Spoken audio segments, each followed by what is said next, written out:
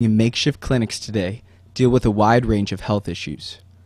Many children are suffering from dehydration and malnutrition due to a lack of clean water. Polluted water is also a primary source of infection and disease according to the World Health Organization. 90% of Haitian children are victims of waterborne diseases and intestinal parasites. Half of the country's deaths each year result from these treatable diseases.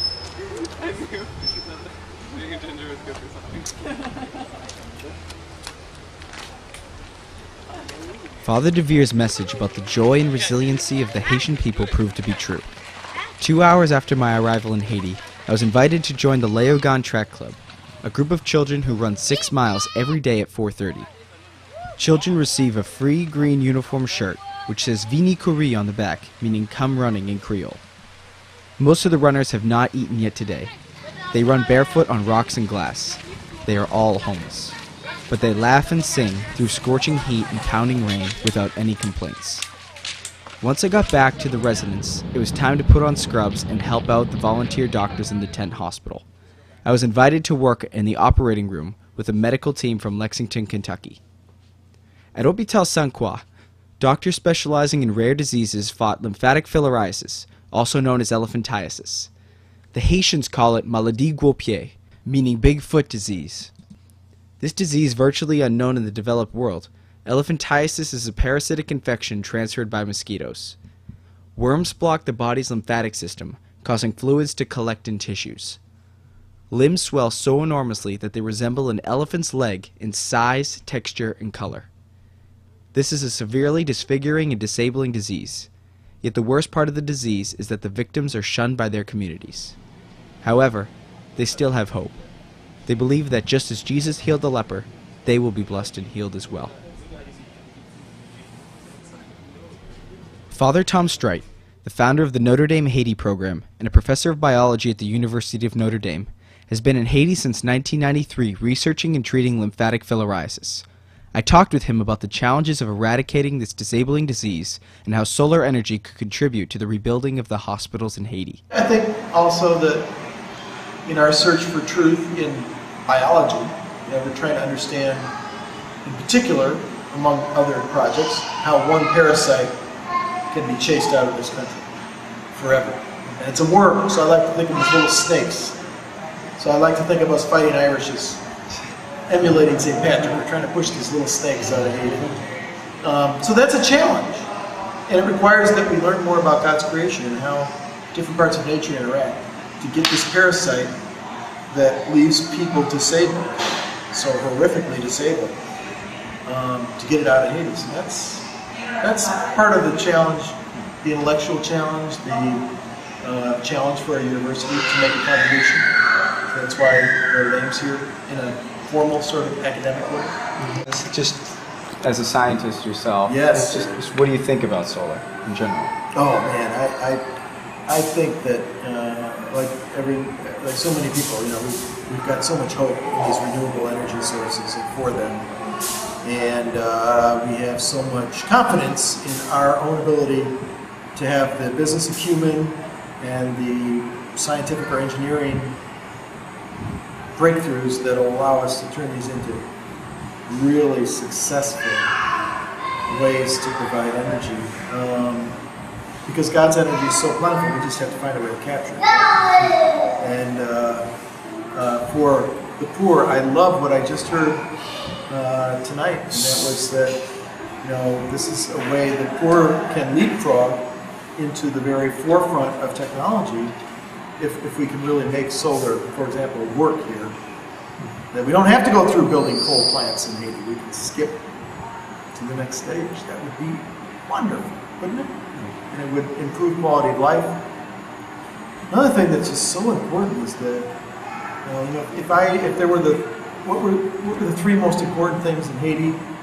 Right now, if I could wave a wand and fix them, it would be the rule of law. To have a rule of law, that would be number one. And number tied for second would be, I think, stop cutting down the trees. And solar cooking, solar energy are two different ways that we can bring enough energy so people can cook without burning down the few trees that are left.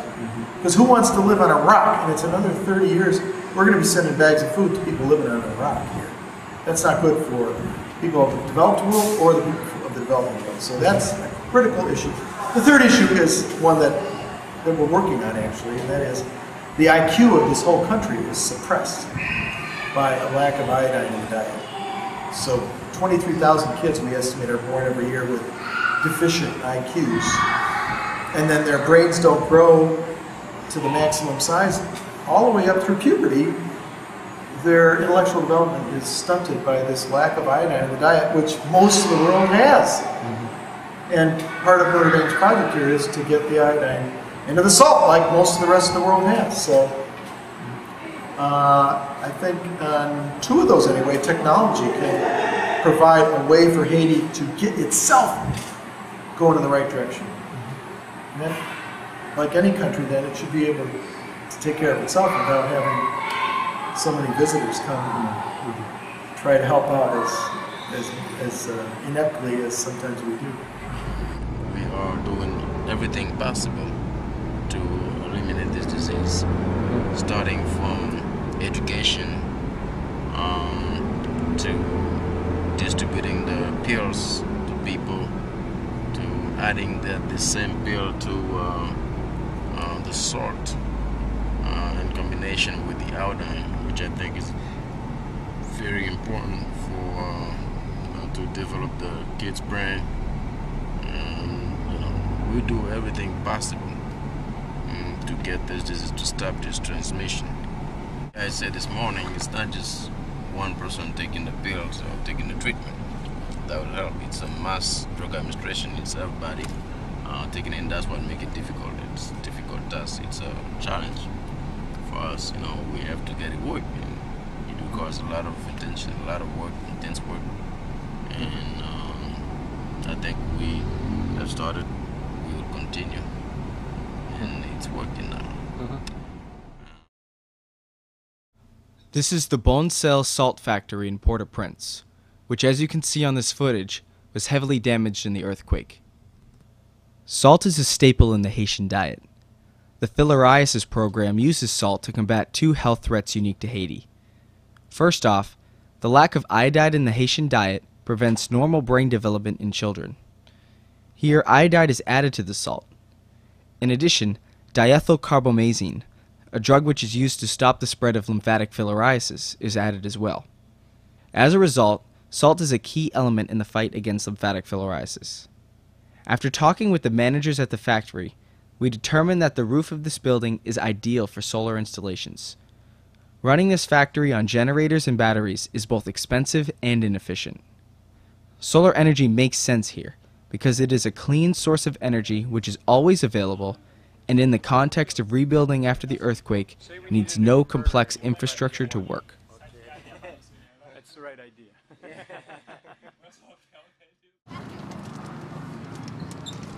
The Notre Dame Haiti program works tirelessly to administer to the people of Haiti. The volunteers in the clinic give of their time and talents to help as many as they can as fast as they can. I was blessed to be able to spend some time learning and working in the field hospital with these amazing people, and to learn from their experiences and struggles as doctors and nurses in Haiti. Alright, so here we are inside the hospital. We have another pharmacy, which is basically a storage center. And we have in here, it's kind of where Dr. Mark is working, and he sees patients all the time. He's handling 4 patients at once all the time. And here we have the emergency room, where that's where I did the operations, down here to the right, and then we have another waiting area. We have people coming in with problems that are unthinkable, really, in the United States.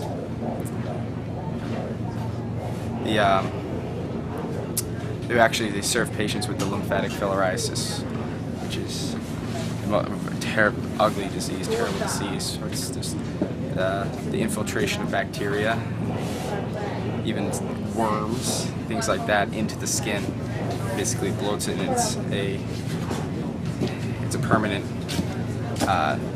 mutation. But one of the reasons that God tolerates the imperfections, I would say, of our universe, our nature, is because those very things present us with challenges. They present us with the opportunities that define whether we're going to become saints